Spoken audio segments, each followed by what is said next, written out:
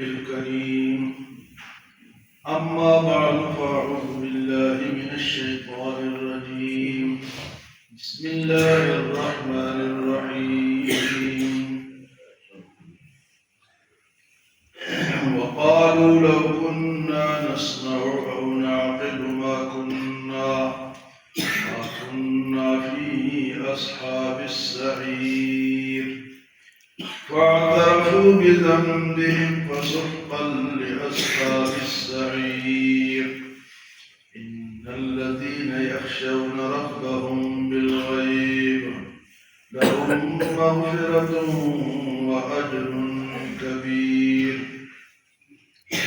وأسروا قولكم أو اجهروا به إنه عليم بذات الصدور. ألا يعلم من خلق وهو اللطيف الخبير. سورۃ ملک میں کل کے درس میں یہ بات آئی تھی کہ جب کافروں کو اور نافرمانوں کو جہنم میں ڈالا جائے گا تو داروغہ جہنم ان سے کہیں گے الم یأتکم نذیر، کیا تمہارے پاس کوئی ڈرانے والا نہیں آیا؟ تو وہ اعتراف کریں گے کہ ڈرانے والا تو آیا تھا. قالوا بلا، ہاں آیا تھا. قد جاءنا نذیر فکذبنا، ہم نے ان کو جھٹلا دیا، بات نہیں مانی.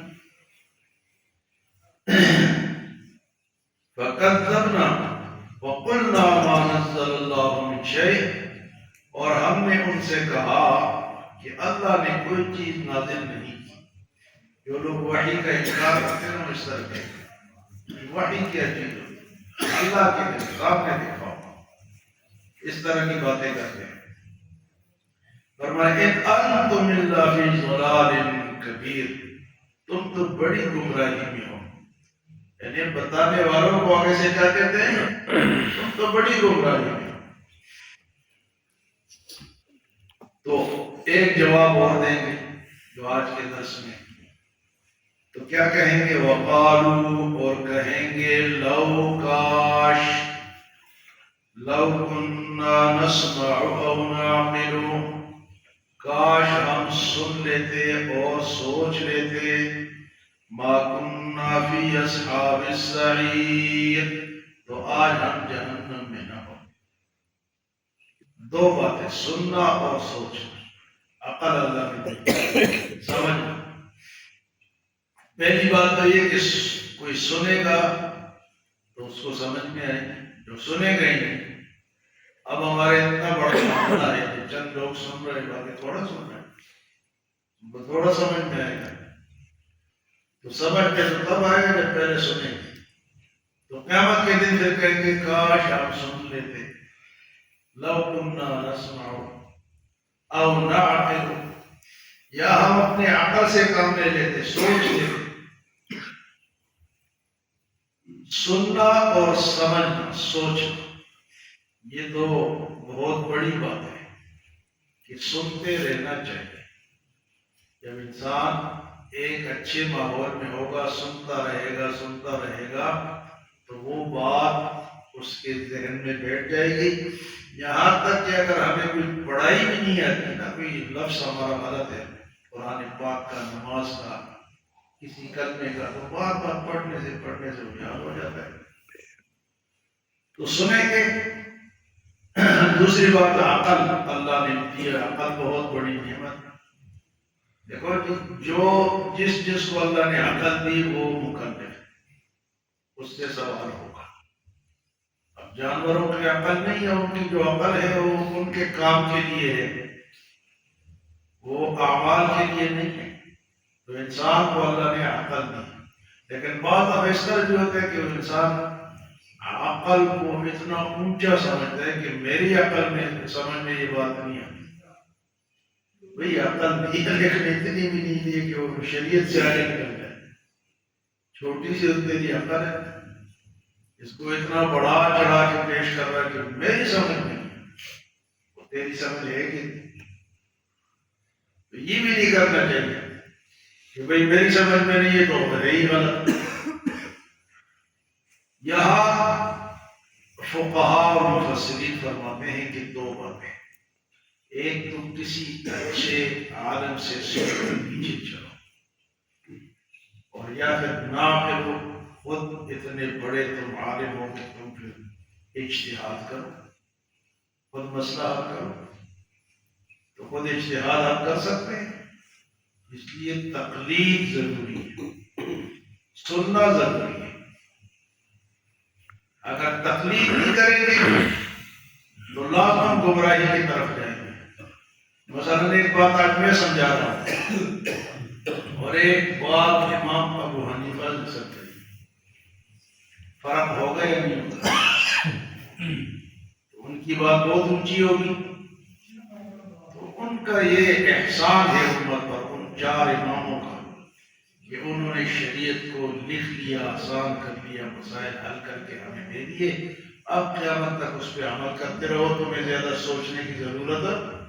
ہاں کوئی اس لیول کا عالم ہے کہ وہ اجتہاد کر سکتا ہے تو کرے. عالم عوام نہیں، آج کل عوام جو ہے وہ خود فیصلے کرتی ہے، شریعت کی فیصلے جو خود کرتی ہے. تو فرمایا کہ نہ سنو یا تو سنو، کسی بزرگ کا، کسی اچھے عالم کی بات سنو، اور نہ کرو یا پھر تم اجتہاد کرو. لیکن اجتہاد کا آدمی اس دور میں کہاں ہے کوئی؟ اچھا مزے کی بات یہ ہے کہ 14ویں صدی کا عالم ہوگا. جب 14ویں صدی سے بات یاد آئی کہ یہ جو 14ویں صدی مشہور تھی، کیوں مشہور تھی؟ یہ مرزائیوں نے، قادیانوں نے مشہور کی کہ یہ آخری صدی ہے، اس کے بعد دنیا ختم ہو جائے گی. تو 15ویں صدی چل رہی تھی. تو 14ویں صدی کوئی وہ نہیں تھی، لیکن چلو ایک بات مشہور ہو گئی کہ یہ 14ویں صدی کے مولوی ہیں، 14ویں صدی کے لوگ ہیں. تو 14ویں صدی کے کسی پروفیسر، ڈاکٹر یا کسی ٹی وی اینکر کی بات سن کے تو عمل کریں گے، لیکن پہلی صدی کے جو علماء گزرے ہیں ان کی بات نہیں. اس صدی کے ٹی وی میں دیکھیں، ایک عالم سے کسی نے مسئلہ پوچھا کہ یہ مسئلہ کس طرح ہے؟ انہوں نے اس طرح ہے. انہوں نے کہا وہ اس طرح تو نہیں. اس نے کہا کیوں، آپ نے کہاں سے سنا؟ کہ جی میں نے ٹی وی سے سنا.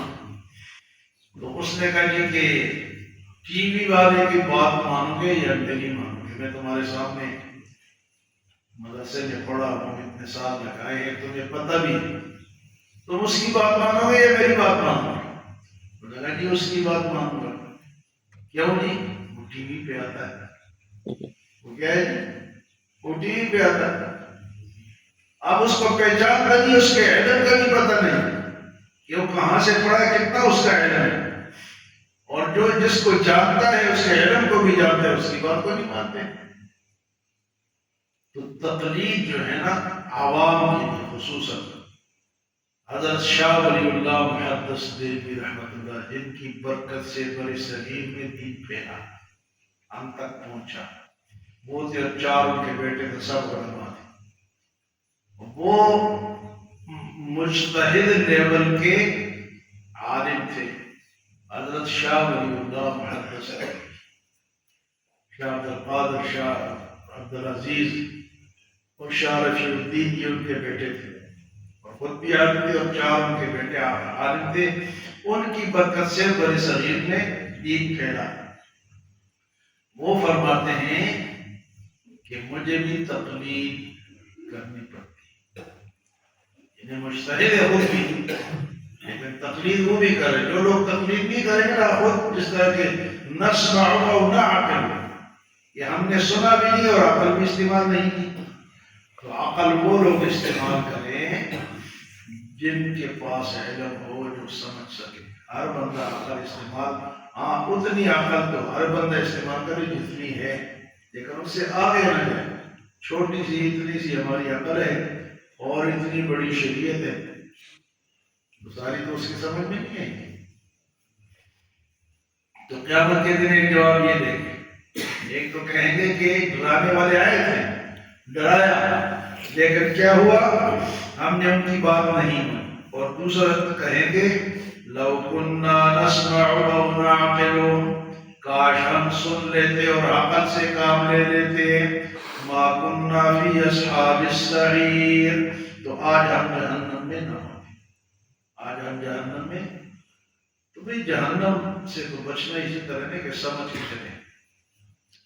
آگے اللہ پاک فرماتے ہیں یہ تو ایک پارٹی ہو گئی، فرمایا کہ ما کننا فی اصحاب السعیر، آج ہم جہنم میں نہ ہوتے۔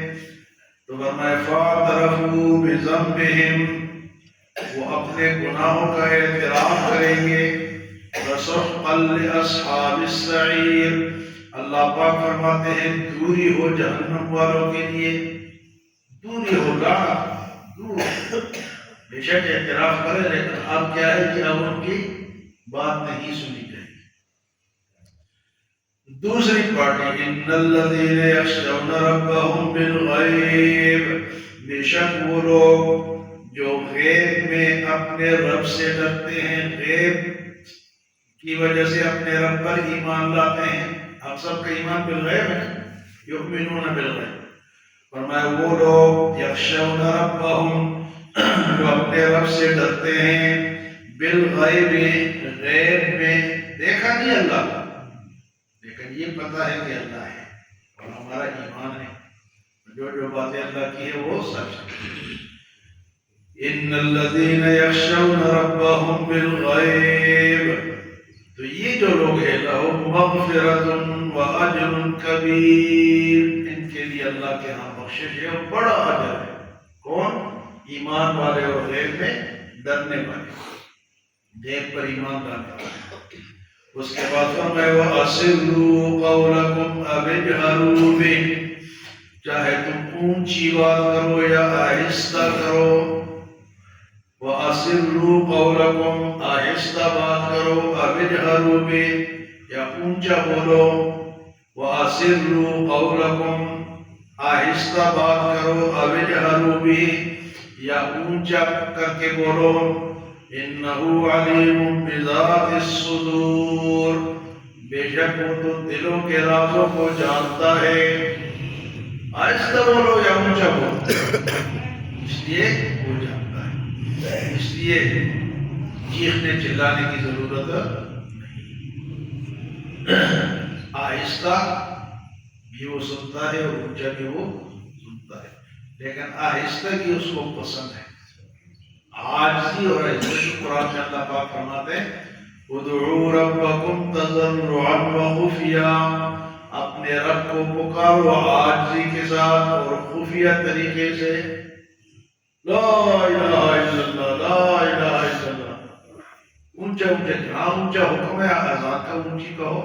آج اذان اسپیکر خراب تھا تو اذان کی آواز نہیں ہے تو اونچی، بعض لوگ آپ دیکھتے ہیں نماز ہوئی تو اونچا اونچا کلمہ پڑھنا شروع کر دیا، تو کس کو سنا رہے ہو؟ سروا قولکم أو اجهروا بِهِ۔ اسی طرح اونچی آمین کے بارے میں بھی یہی آیت ہے، جو کہ آمین، تو کس کو سنا رہے ہو؟ وہ تو کہتے ہیں ادعوا ربکم تضرعا وخفیا، کیونکہ آمین دعا ہے اور دعا آہستہ زیادہ پسند ہے۔ ہاں اس وقت آپ اونچی کر سکتے ہیں جب آپ نے تعلیم دے دی، ربنا آتنا فی الدنیا، یہ دعا ہمیں یاد ہے، یہ تعلیم کی وجہ سے یاد ہے، ورنہ ہمیں یہ بھی یاد نہ ہوتی۔ تعلیم کی وجہ سے آپ اونچا کہہ سکتے ہیں، لیکن خواہ بخواہ اونچا کہنے ایک آدمی نماز پڑھ رہا ہے اور آپ اونچا اونچا اس کے پاس کلمہ پڑھ رہے ہیں، ذکر کر رہے ہیں، تو یہ منع ہے۔ وَأَسِرُّوا قَوْلَكُمْ، وہ تمہاری آہستہ بات کو بھی جانتا ہے، أَوِ اجْهَرُوا بِهِ، یا اونچا کہو اس کو بھی جانتا ہے، إِنَّهُ عَلِيمٌ بِذَاتِ الصُّدُورِ، بے شک وہ دلوں کے راز کو جانتا ہے۔ أَلَا يَعْلَمُ مَنْ خَلَقَ، کیا وہ نہیں جانے گا جس نے پیدا کیا ہے؟ اس کی ساخت کیسی ہے، اس کے پرزے کہاں کہاں لگے ہیں، کس کو پتا ہے؟ اللہ کو۔ اس لیے عورت کا بھی اللہ کو پتا ہے، مرد کا بھی اللہ کو پتا ہے کون سی جگہ چھپانی ہے، کون سی جگہ نہیں چھپانی. کیوں کہ پیدا کس نے کیا؟ الا یعلم، کیا وہ نہیں جانتا، من خلق، جس نے پیدا کیا، جس نے بنایا ہے. تو صاف کس کی ہے؟ ہماری. اس لیے جو اللہ نے کہا ہے اس طرح استعمال ہونا ہے، اپنی مرضی نہیں. اور وہ جانتا ہے جو جو چیز اس نے بنائی ہے. الا یعلم من خلق وهو اللطیف الخبیر، اور وہ باریک بین ہے اور خبر رکھنے والا ہے. باریک بین، چھوٹی سی چھوٹی چیز بھی اس کو نظر آتی. باریک، لطیف. لطیف، تو یہ جو لفظ اللہ کی صفت لطیف ہے نا، یا لطیف یا خبیر یا علیم، یہ وظیفے کے طور پہ بھی استعمال ہو سکتا ہے. کسی کو کہیں کوئی مسئلہ ہو، روزی کے لیے، شادی کے لیے، تو یا لطیف ہو یا علیم ہو یا خبیر ہو، یہ فرق پڑتا رہے. یا لطیف ہو یا علیم ہو یا خبیر ہو، یہ پڑھتا رہے. یہ وظیفہ بھی ہے. تو فرمایا کہ وہ اتنا باریک بین ہے کہ اس کو چھوٹی سی چھوٹے ذرات بھی نظر آتے ہیں، اور خبیر ہے، ہر چیز کی خبر رکھنے والا ہے. اللہ ہمیں عمل اور سمجھ کی توفیق عطا فرمائے.